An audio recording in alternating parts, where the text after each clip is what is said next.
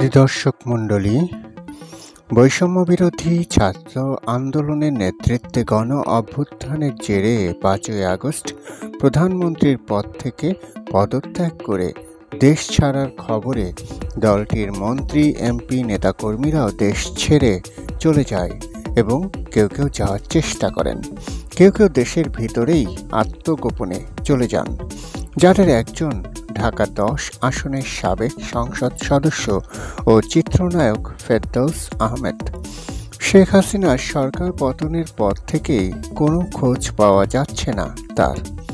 চিত্রনায়ক ফেরদৌসের বেশ ঘনিষ্ঠ বন্ধু ওপার বাংলার অভিনেত্রী ঋতুপর্ণা সেনগুপ্ত।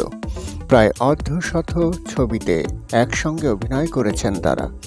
বাংলাদেশের মাটিতে পা রাখলেই ফেরদৌসের বাড়িতে ঘুরতে যান ঋতুপর্ণা।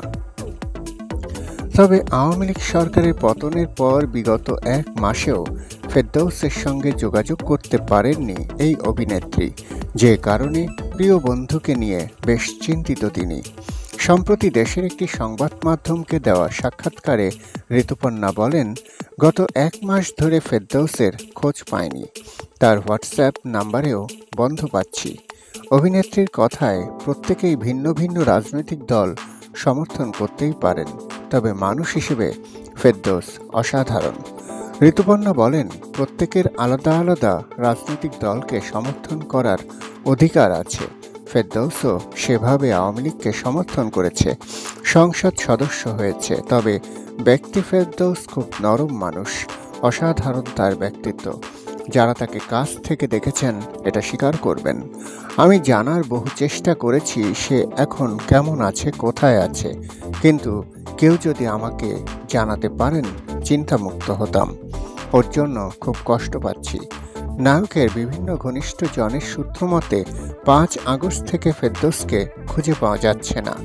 এই নায়কের ব্যবহৃত মোবাইল নাম্বারটিও বন্ধ পাওয়া যাচ্ছে।